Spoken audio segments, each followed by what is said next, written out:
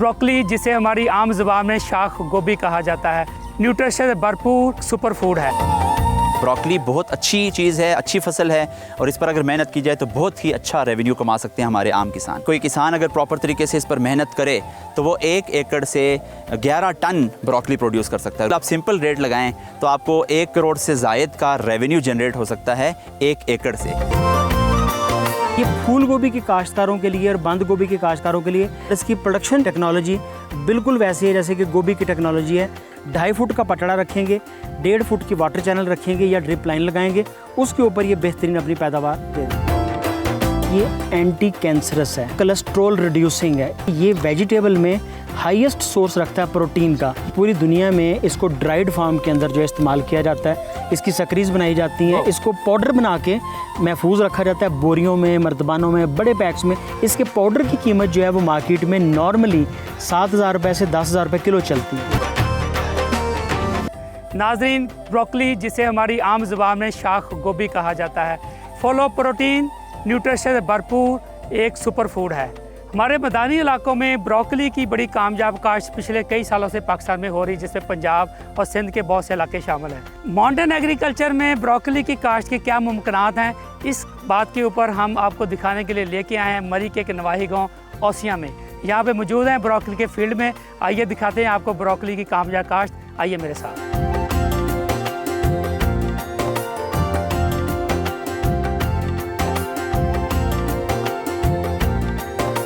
अभी हम मौजूद हैं ओसिया मरी में और मेरे साथ मौजूद हैं जमाल अनीस साहब, जिन्होंने इस चीज़ का बेड़ा उठाया कि हमने अपने इलाके को एग्रीकल्चर के थ्रू उठाना है।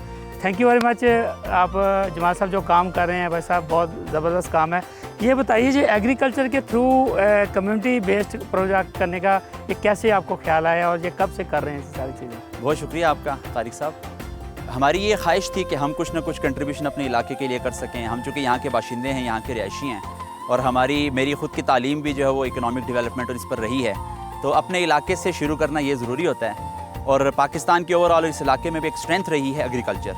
और एक ज़माना गुजरा है कि यहाँ से हमारे बड़े बताते हैं कि हम बहुत चीज़ें प्रोड्यूस किया करते थे और उसमें ऑर्चर्ड भी होता था और एग्रीकल्चर की चीज़ें भी होती थी, वेजिटेबल्स भी होती थी। तो बस ये ख्वाहिश थी और ये कोशिश थी। इस पर कुछ एक्सपर्ट्स से राय ली, कुछ एक्सपर्ट्स से मशावरत की, उन्होंने गाइड किया। कफ़ाला एक ऑर्गेनाइजेशन है, उसने रहनुमाई की और फिर हमने अपने इस इलाके के अंदर ये इनिशिएटिव लिया। और इस इनिशिएटिव में हमारा यही ख्याल है कि हम लोगों को वापस एक रिवाइवल करें एग्रीकल्चर का, लोगों को वेजिटेबल फार्मिंग और ऑर्चर्ड की तरफ लेके आएँ, क्योंकि ये खित्ता पहाड़ एक्सपर्ट्स के मुताबिक टेम्परेचर जोन ऐसा रखता है कि यहाँ वो चीज़ें इजीली ग्रो कर सकती हैं। तो ये था आइडिया बेसिकली। थैंक यू, ज़बरदस्त जी। ब्रोकली आपको क्यों अडॉप्ट कर रहे हैं? ब्रोकली में क्या आपको प्लस पॉइंट नज़र आ रहे हैं? ब्रोकली का आइडिया यहाँ से आया कि हमें वही बात माहिरीन ने बताया कि ये जो टेम्परेचर जोन है ये बड़ा सूटेबल है और अगर आपको इनोवेटिव फार्मिंग के अंदर इसको लेके जाएं, टनल के अंदर लेके जाएं, तो आप 2 दफ़ा ग्रो कर सकते हैं, क्योंकि यहाँ टेम्परेचर ऐसा है लगता है 25 के लगभग होता है यहाँ पे। तो इस सोच के तहत हमने शुरू किया और आइडिया इसमें ये भी था कि ये बड़ी एक एक्सपेंसिव किस्म का वेजिटेबल है, अच्छा इसका रेवेन्यू है, इसकी ग्रोथ भी जो है वो मैनेज की जा सकती है। इसलिए हमने एक छोटे से एरिया के अंदर तजर्बे के तौर पे अभी हमने इसको शुरू किया। बाकी आप फॉर्म सारा देख सकते हैं, इसमें हमने मुख्तलिफ चीज़ें की हैं, लेकिन सिर्फ चूँकि आप ब्रोकली का पूछ रहे हैं तो ब्रोकली के लिए हमने फिर एक तजर्बाती तौर पर इसको किया और अभी तक का नतीजा बहुत अच्छा है। तो अल्हम्दुलिल्लाह इसको हमसे मोटिवेटेड हैं, लोग आके पूछते हैं कि आपने कैसे किया। अब हम उनको गाइड भी कर रहे हैं, उनको सिखा भी रहे हैं, हम इसको मज़ीद आगे फैलाने की इंशाल्लाह कोशिश कर रहे हैं। देखिए, ब्रोकली एक सुपर फूड है और ये हाईली न्यूट्रिशनल है, फुल ऑफ प्रोटीन है, हाई वैल्यू क्रॉप है। ये जो टनल है कितने एरिया में आपने लगाई है? ये हमने लगाई है मार्च के अंदर और हमारी जो है वो फसल बिल्कुल तैयार है, ब्रोकली बिल्कुल तैयार है, बल्कि हम कुछ मार्केट में निकाल भी चुके हैं एक अच्छे रेट के, हैंडसम रेट के ऊपर। और ये ओवरऑल जो हमारा ये फार्म है ये लगभग कोई 4 कनाल के ऊपर है, जिसमें हमने फिर क्यूकम्बर को किया, हमने टोमेटो को किया, इस तरीके से सीडलिंग्स के ऊपर हम काम कर रहे हैं। और इसी तरह हमने स्टीविया, उसका भी एक तजुर्बा किया, जो कि आपको आइडिया हमने डिस्कस एक दफ़ा पहले भी किया था। और सिर्फ इसमें इस टनल के अंदर जो कि तकरीबन 7 मरले की है, इसमें हमने सिर्फ ब्रोकली लगाई है और अभी तक जो है वो तकरीबन 25 kg हम बेच चुके हैं, जो कि बहुत ही अच्छे रेट के ऊपर जो है हमने बेची है। तो ओवरऑल क्या प्रोडक्शन आ रही है यहाँ पे? हमारे जो यहाँ पे जो प्लांट्स लगे हुए हैं वो 640 के करीब हैं और 500 kg हम इंशाल्लाह तय किया हमने और हमें लग रहा है कि इंशाल्लाह निकलेगा, जैसी कंडीशन है प्लांट्स की। तो अगर 500 kg हम यहाँ से निकाल जाते हैं तो 6 से 7 लाख रुपए का ये एक रेवेन्यू है, जो कि सीधा सीधा सिर्फ एक टनल से हम एक्सपेक्ट कर रहे हैं, जो कि इंशाल्लाह होगा। किसान हैं वो क्यों ब्रोकली को अडॉप्ट कर रहे हैं? इसमें क्या पोटेंशियल कितना है, इकोनॉमिक्स क्या है इसकी? देखिए जो ये 8 मरले का हमारा जो टनल है, इससे हम एक्सपेक्ट कर रहे हैं कि 500 केजी निकलेगा। और ये चूँकि हाई यील्डिंग और हाई प्रॉफिटेबल वेजिटेबल है और न्यूट्रिशनल प्लांट है और इसकी मेडिसिन वैल्यू भी बड़ी अच्छी है, तो इसलिए इसका रेट अच्छा लगता है। तो हम एक्सपेक्ट कर रहे हैं कि 5 से 6 लाख रुपया जो है वो हम इस 7 से 8 मरले के टनल से लेंगे। अगर आप इसको एक्सपेंड करें और मैं अगर आपको एकड़ के हिसाब से बताऊं तो हम ये एक्सपेक्ट कर रहे हैं कि ये हो सकता है कि कोई किसान अगर प्रॉपर तरीके से इस पर मेहनत करे तो वो 1 एकड़ से 11 टन ब्रोकली प्रोड्यूस कर सकता है। 11 टन का मतलब है कि बिल्कुल आप सिंपल रेट लगाएं तो आपको 1 करोड़ से ज़ायद का रेवेन्यू जनरेट हो सकता है 1 एकड़ से। तो ब्रोकली बहुत अच्छी चीज़ है, अच्छी फसल है और इस पर अगर मेहनत की जाए तो बहुत ही अच्छा रेवेन्यू कमा सकते हैं हमारे आम किसान। क्यूकम्बर का एक ऐसा किस्म भी लगाई है कि जो अचार के अंदर यूज़ होती है, तो पिकल क्यूकम्बर वो भी हमने लगाया है। इसके साथ साथ हमने कुछ और इंटरवेंशंस की हैं जो इन एडिशन टू दिस हैं। फॉर एग्जांपल हमने बारिश के पानी को महफूज करके उसको यहाँ इस्तेमाल करने का रेन हार्वेस्टिंग का एक पूरा प्रोजेक्ट यहाँ आप देखेंगे, उसको हमने इंस्टॉल किया। साथ ही साथ हमने शहद की मक्खियाँ भी पाली हैं, तो क्योंकि ये मौसम और ये हमारा माहौल और हमारे जो ऑर्चर्ड हैं और जो फूल हैं वो भी इसके लिए, तो हमने हनी बी को भी काम शुरू किया। इसके अलावा चूँकि ये इलाका मशहूर रहा है फ्रूट के लिए, तो हम ये भी सोच रहे हैं कि अभी हमने उसको ऑपरेट तो नहीं किया, लेकिन ये सोच में शामिल है कि हम ऑर्चर्ड को भी इधर इस्टेब्लिश करेंगे इसी फॉर्म के अंदर, जो साइड्स के ऊपर जो जगह हमारे पास मौजूद हैं। यहाँ खुबानी बहुत अच्छी होती रही है, हमेशा हुई है, और सेब बहुत अच्छा हुआ है, और इसी तरीके से आलू बुखारा। ये 3 चीज़ें ऐसी हैं जो यहाँ बहुत अच्छी होती रही हैं।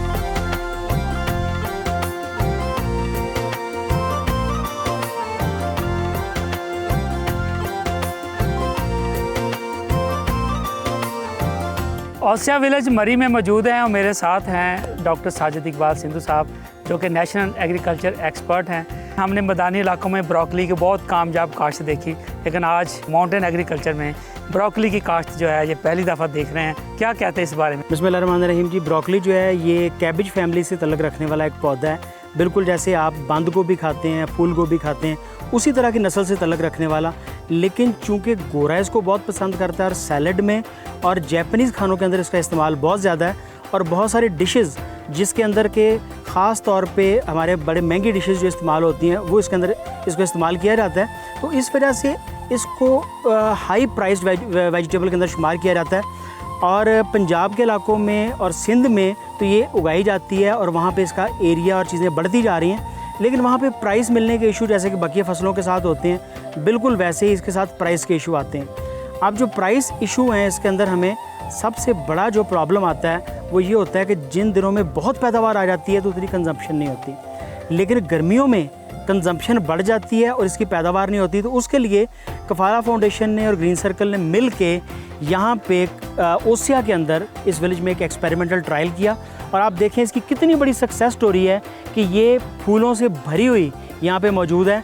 और आज का रेट जो आज हमारे सामने यहाँ पे बिक रहा है, फार्मर की प्राइस 1000 रुपये किलो की। हमारे जो किसान हैं कब इसकी पनीरी लगाते हैं, बीज लगाते हैं, एज एक्सपर्ट आप क्या कहते हैं? देखिए जी, ब्रोकली की जो काश्त इस हिसाब से करनी चाहिए कि अगले 2 माह के बाद जब इसके फूल आने हैं तो उस वक्त टेम्परेचर आपका 28 और 30 के लगभग में होना चाहिए। यानी कि आपने कैलकुलेट करना है कि आज से 2 माह के बाद आप किधर खड़े हैं। हम आमतौर पे ये देखते हैं कि जब गर्मियों से सर्दी की तरफ मौसम चल रहा हो तो वो आइडियल टेम्परेचर होते हैं इसके लिए। पंजाब में सितंबर जो है वो आइडियल है इसकी पनीरी काश्त करने के लिए, और उसके बाद अक्टूबर के एंड में आप इसको फील्ड में शिफ्ट कर दें और नवंबर और दिसंबर के अंदर ये खेत के अंदर मुकम्मल कंट्रोल पा के जनवरी में अपनी पैदावार शुरू कर देती है। कुछ इलाकों में नवंबर में दे देगी, कुछ में दिसंबर में दे देगी।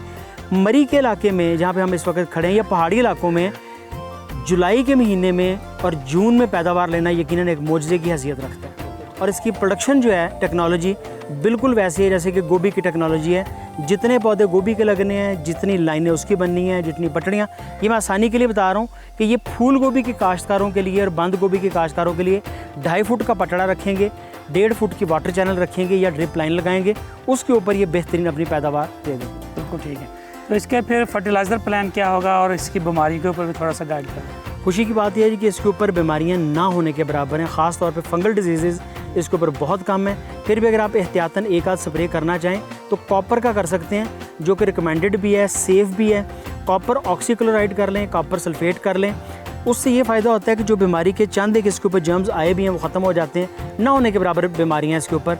दूसरी अच्छी बात इसके अंदर ये है कि ये वेदर एक्सट्रीम्स को बड़ा बर्दाश्त करती है। सिर्फ इसके फूल का प्रॉब्लम है कि ज़्यादा गर्मी ना आ जाए, जिसको हम कहते हैं निसर जाता है, वो फ्लावरिंग पे आ जाता है। अदरवाइज़ इसको वो ख़ास प्रॉब्लम नहीं है, ईजी टू ग्रो है। हमारे उस काश्तकार के लिए जो कम मेहनत कर सकता है उसके लिए बड़ी अच्छी फसल है जी। क्या ये पाकिस्तान का अपना सीड भी बन रहा है या अभी इंपोर्ट कर रहे हैं, और अगर हम अपना बनाना चाहें तो क्या पॉसिबिलिटीज़ हैं इसकी? मज़े की बात ये है कि इसके ज़्यादातर सीड जो आ रहे हैं वो हाइब्रिड कम हैं और वैरायटीज़ ज़्यादा हैं। तो आप फ्रेंची वालों का सीड ले लें, आप लेट ग्रीन ले लें, आप अर्ली ग्रीन ले लें। इसमें लेट और अर्ली वाली वैरायटीज़ चलती हैं। जो आपको एकड़ में अच्छे 20 फूल नज़र आएँ, 20 बड़े फूल आपको अच्छे नज़र आ रहे हैं, उनका आप बीज खुद तैयार कर लें। फ़िलहाल इसके जो देसी वैरायटीज़ हैं, जो लोकल सीड्स हैं, वो बहुत अच्छी पैदावार दे रहे हैं। तो मेरे ख्याल में जी कि हमें अपना बीज खुद तैयार करना चाहिए। लेकिन एक दफ़ा आपको लाजमन जो है इम्पोर्टेड सीड, फ्रांस का सीड ले लें, स्पेन का ले लें, जो गवर्नमेंट के अप्रूव्ड हैं और ख़ास तौर पे फेडरल सीड सर्टिफिकेशन डिपार्टमेंट के अप्रूव्ड हैं, वो सीड आप इससे लिया करें।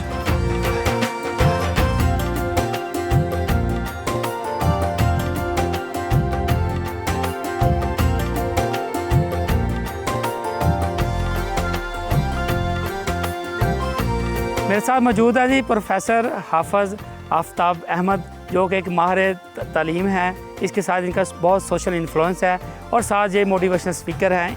सबसे पहले बताइए किस तरह एग्री टूरिज़म को यहाँ के लोग अडॉप्ट कर सकते हैं, कितना उनको फ़ायदा हो सकता है, और स्पेशली ब्रोकली या इस तरह की एक्जोटिक वेजिटेबल कितना किरदार अदा कर रही है इसके अंदर? हमारा पाकिस्तान बहुत रिच है एग्रीकल्चरली भी, और माउंटेन रेंज इटसेल्फ मैं पिछले 23 साल से माउंटेन रेंज में रह रहा हूँ। और पिछले 23 साल से डे बाय डे जो चीज़ बहुत ज़्यादा परेशान कर रही है कि हमारे डिक्लाइन का शिकार है माउंटेन एग्रीकल्चर। बहुत सारी वेजिटेबल्स ऑब्सलीट हो गई हैं। अब नौबत ये आ गई है, यहाँ मरी में बाहर से सब्जियाँ आना शुरू हो गई। एक वक्त था यहाँ 2008 में, 2010 में यहाँ की लोकल वेजिटेबल्स बहुत ज़्यादा परवान चढ़ करती थी और लोग यहाँ से लोकल रेवेन्यू जनरेट किया करते थे। अब जुल्म ये है कि यहाँ के मकामी काश्तकारों ने सब्जियाँ उगाना छोड़ दिए हैं। और सब्जियां आपको पता है कि आपकी सेहत को बरकरार रखने का एक बहुत बड़ा सोर्स होती हैं और आपको डोमेस्टिकली रिच करने का एक बहुत बड़ा सोर्स होता है। पाकिस्तान में बसत अफसोस एक तो हुकूमती चैनल से कहीं भी कोई सरपरस्ती नहीं है। इंडिविजुअली भी लोगों के अंदर फुकदान पाया जा रहा है कि लोग इस तरफ अब नहीं आ रहे। हालांकि पहाड़ का जो क्लाइमेट है इसमें बारिशों का रुझान बहुत ज़्यादा है, ज़मीन बहुत ज़्यादा ज़रखेज़ है, दरख्तों से गिरने वाली जो कंपोस्ट है, पत्ते हैं, वो फसल को बहुत तेज़ी से आगे बढ़ाते हैं। ऐसे में अगर हम एक्जोटिक एग्रीकल्चर की तरफ आएँ, जैसे ब्रोकली है, लेटूस है, चेरीज़, टोमेटोज़ हैं, ये ना सिर्फ हमें सेल्फ सफिशिएंट कर सकते हैं, घरों को इनको खुशहाल कर सकते हैं।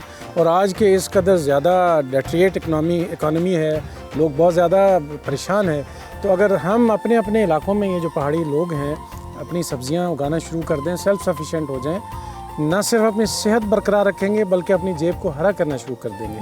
ब्रोकली इटसेल्फ जो है, दुनिया में हम चाइना गए हैं, तुर्की गए हैं और बहुत सारे मुल्कों में इन एक्जोटिक वेजिटेबल्स को बहुत rich source of minerals, vitamins लिया जाता है। और हमने एक चीज़ ऑब्ज़र्व की ईटिंग हैबिट्स में, चाइनीज़ की, टर्किश में, अगरचे वो गोश्त खाते हैं लेकिन वेजिटेबल्स को इस कदर ज़्यादा सुबह दोपहर शाम अपनी डाइट का हिस्सा बनाते हैं कि वो बीमार नहीं होते।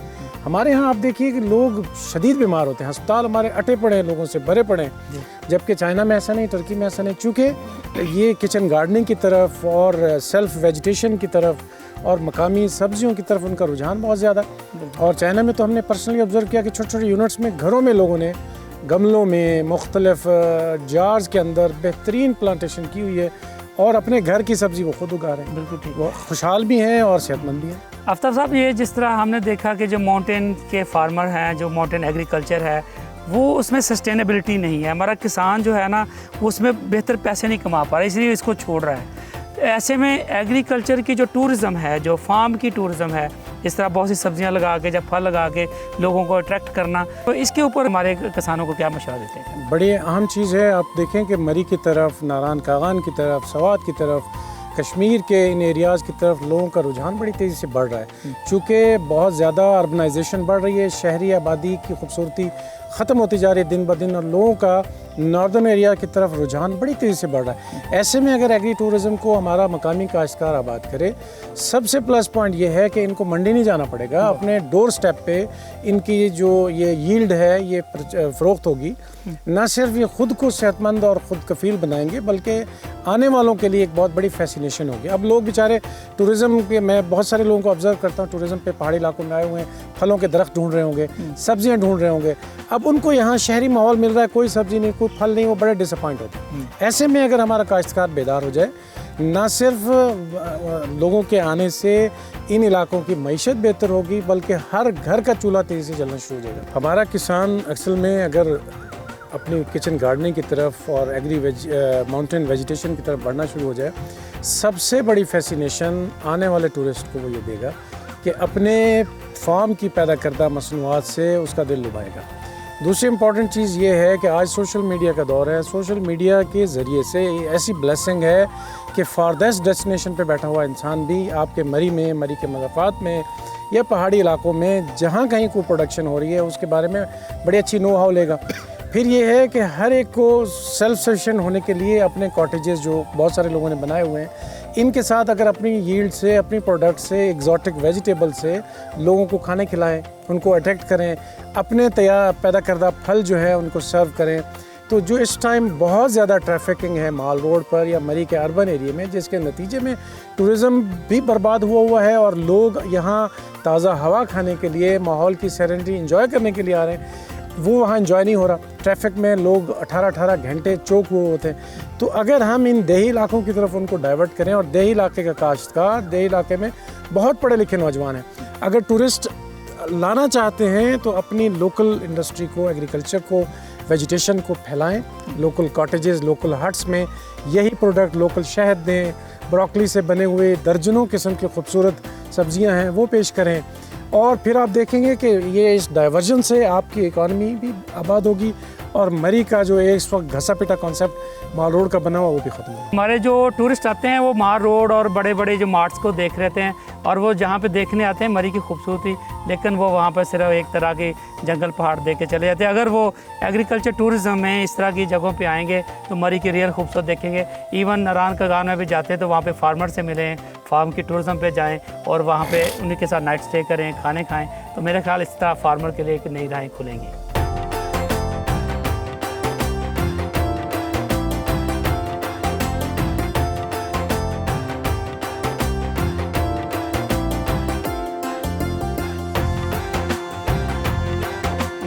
कि सबसे पहले तो इसकी न्यूट्रिशन वैल्यू के ऊपर बात करें कि इसकी क्या वैल्यू क्या है, जो आप कहते हैं इसको हाई वैल्यू क्रॉप है, इसमें बंडल ऑफ मिनरल्स, विटामिन्स हैं, तो ये क्या इसके अंदर ऐसा क्या है इसके अंदर? दुनिया में जी सबसे ज़्यादा इसको पसंद करने की वजह सैलड में और हर डिश में, गोरा कहता है अगर आप बुरी चीज़ खा रहे हैं तो साथ उसकी अच्छी चीज़ ज़रूर खाएं।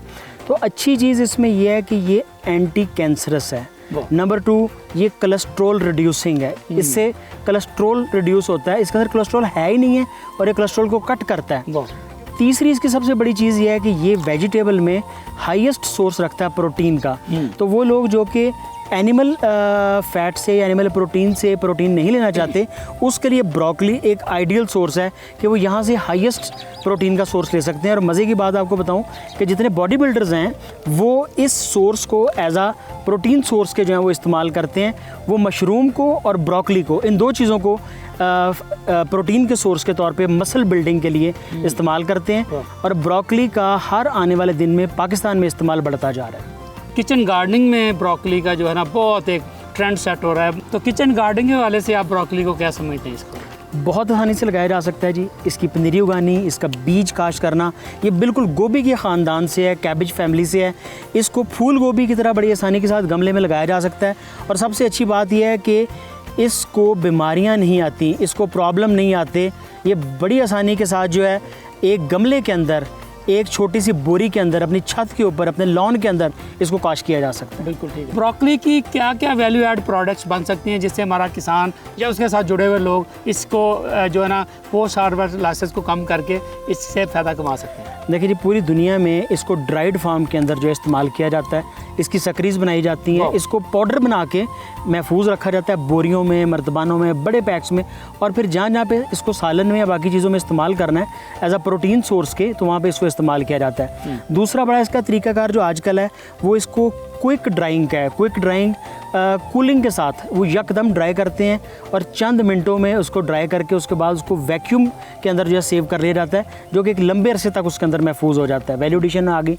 तीसरा, इसको अचार के अंदर इसके बिल्कुल जैसे बाकी गोभी का या बाकी चीज़ों का अचार डाला जाता है, उसी तरीके से इसका अचार डाला जाता है। का पिकल ब्रोकली अचार, इससे पिकल।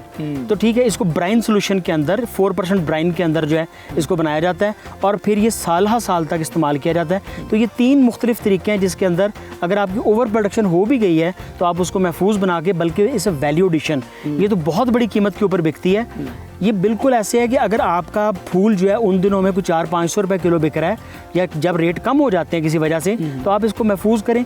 इसके पाउडर की कीमत जो है वो मार्केट में नॉर्मली 7,000 रुपये से 10,000 रुपये किलो चलती है। आप किसानों को क्या मशवरा देंगे कि जो इसकी वैल्यू एडिशन करके, ब्रांडिंग करके, अपने नाम के अचार बना के ऑनलाइन बेचें, इसको अपनी शॉप्स पे बेचें, तो इसके लिए को थोड़ी सी टिप्स बताएं ज़रा। लेकिन हर फैमिली में 1 या 2 पढ़े लिखे बच्चे आजकल मौजूद हैं, वो बड़ी आसानी के साथ इसको एग्री टूरिज़म के साथ कोरिलेट कर सकते हैं। पाकिस्तान में बड़ी बढ़ती हुई इंडस्ट्री है कि टूरिज़म इंडस्ट्री के साथ और वैल्यू एडिशन इंडस्ट्री के साथ इसको मिला के मैं आपको एग्जांपल दूंगा कि कुछ ऑर्गेनाइजेशन पाकिस्तान से जैसे कि साग को पैक करके पूरी दुनिया में मार्केट कर रही हैं अपने ब्रांड के साथ, अपने नाम के साथ।